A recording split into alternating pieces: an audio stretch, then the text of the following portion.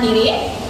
Saya Diansyah Ningsih dengan NIM 130142105 sebagai konselor. Saya Fadila Faizatun Azhara dengan NIM belakang 10 sebagai konseling. Saya Maharani Farusa Sabila dengan NIM belakang 02 sebagai observer. Waalaikumsalam, Mbak. Oh ya, silakan masuk, Mbak. Pagi ini Ibu bertemu siapa ya ini ya? Ya Bu, kenalin, nama saya Fadila dari kelas 7E.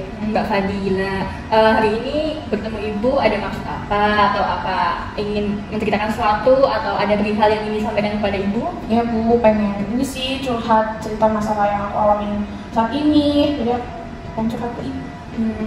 Sebelumnya mohon maaf ya Mbak Fadila, ini kan baru aja bel pulang sekolah ya, tapi Ibu udah melihat Mbak Fadila dari tadi sebelum bel pulang sekolah ini udah pakai pakaian rumah. Emang apa Mbak Fadila nggak sekolah hari ini? Sebenarnya hari itu ya tuh tadi bolos Bu, nggak berangkat ke sekolah.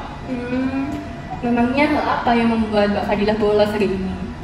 Ibu saya tuh lagi ada masalah, stres, bingung, tertekan. Jadi saya milih, ya udah deh nggak usah berangkat ke sekolah saja, bolos.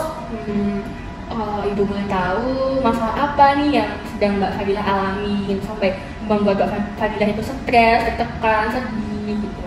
Tapi sebelumnya Ibu jangan bilang ke siapa-siapa ya kalau saya nemuin Ibu di sini. Terus nanti kalau saya curhat, Ibu jangan bilang ke siapa-siapa tentang masalah saya. Oh iya Mbak Fadila tuh tenang aja. Apapun yang diceritain oleh Mbak Fadila, masalah seperti apapun yang Mbak Fadila ceritain ke Ibu, pasti Ibu simpan sendiri dan nggak mungkin akan ada orang lain yang tahu gitu Mbak Fadila.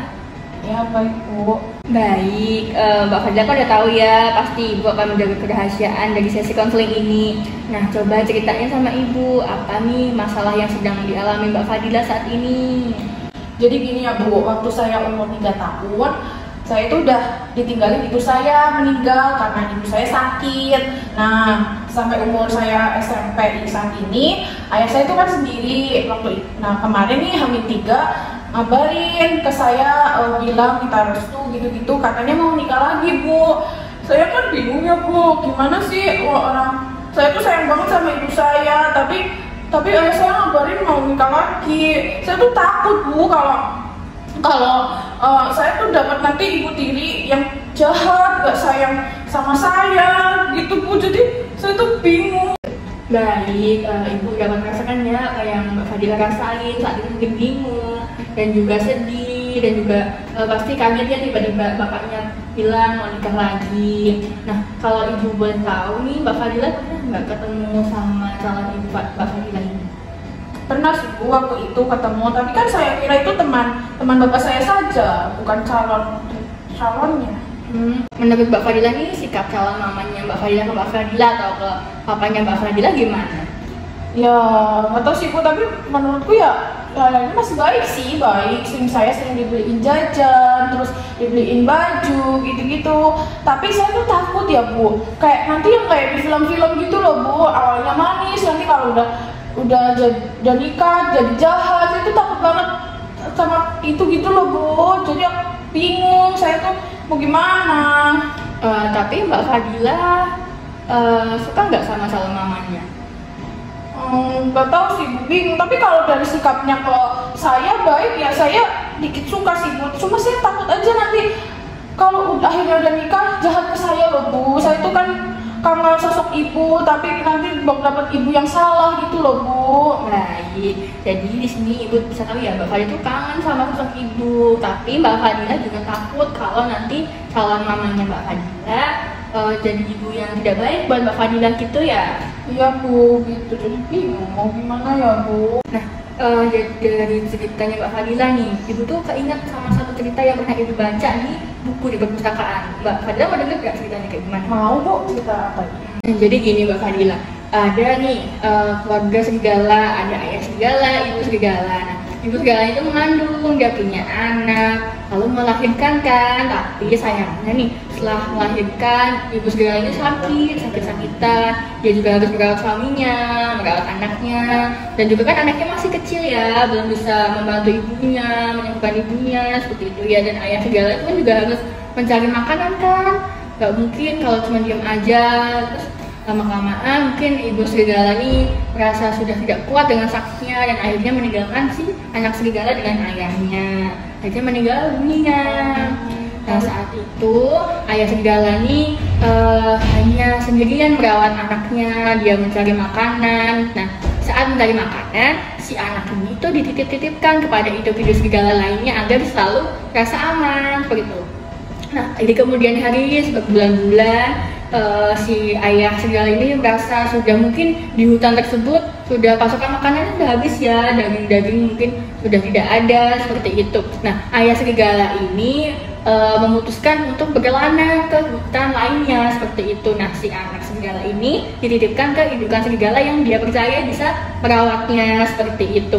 Lalu saat ayah serigala itu berkelana, dia bertemu dengan serigala betina. Di situ dia membantu betina serigala tersebut mencari pasokan makanan, lalu membantu ayah serigala tersebut mencari makanan yang banyak agar bisa dibawa pulang ke anaknya.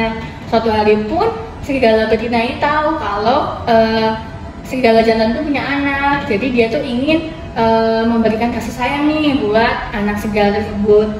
Dibawalah serigala betina ini ke hutan yang ada anaknya itu.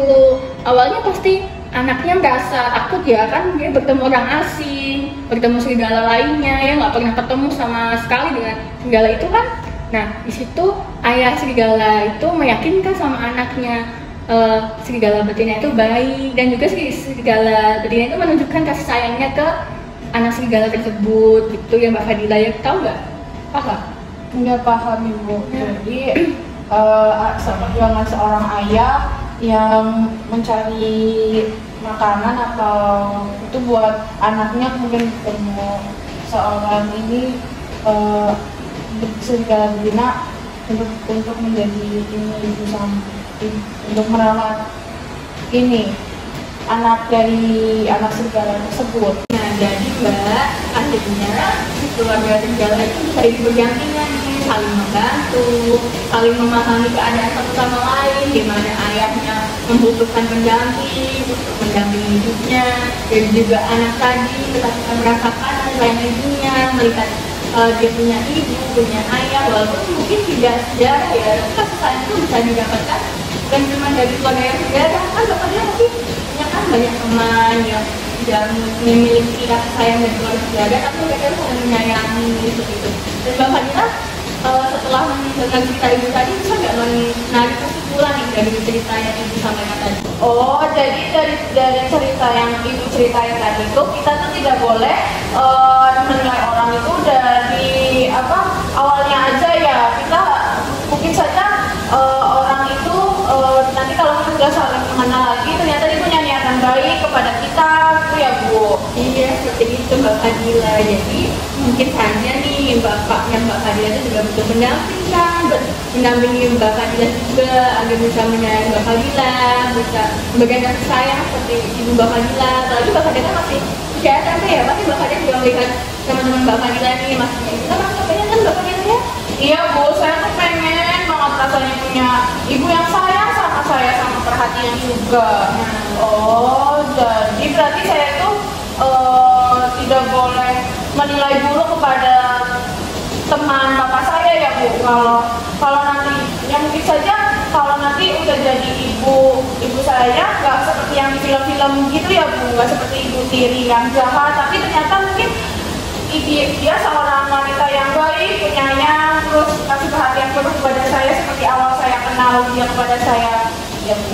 Benar Mbak Fadila, apalagi kan namanya bapak-bapak, apalagi pasti bapaknya Mbak Fadila itu memiliki tujuan yang baik agar mungkin Mbak Fadila lebih terjaga lagi, kasih sayangnya tercukupi dan lebih dirawat, karena kan pasti Mbak Fadila tinggal terus ya, bapaknya untuk bekerja dan juga jarang di rumah kan.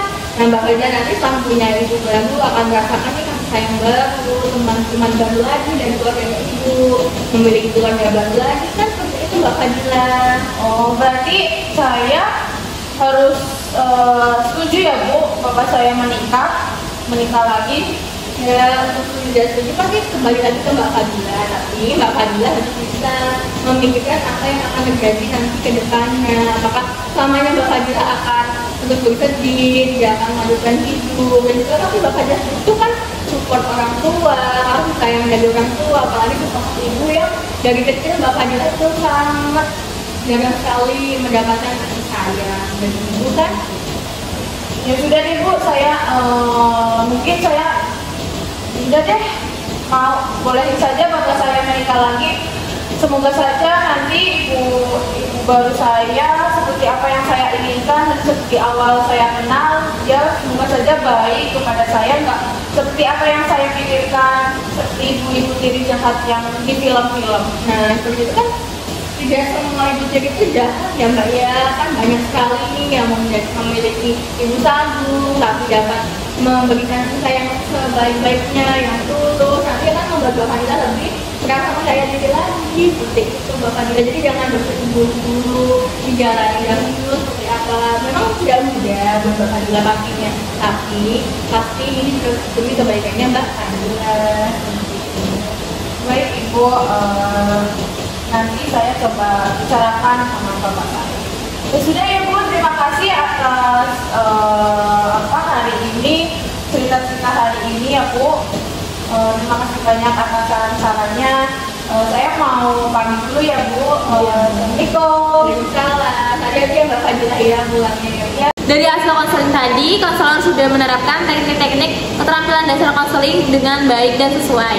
Dan juga sudah menerapkan teknik metafora dengan sesuai. Seperti tadi, konselor sudah memberikan cerita agar konseling itu paham tentang bagaimana dia menyelesaikan masalahnya. Teknik metafora ini juga mengkiaskan masalah konseli dalam bentuk fabel agar konseli tersebut bisa memahami masalah yang ia sedang alami.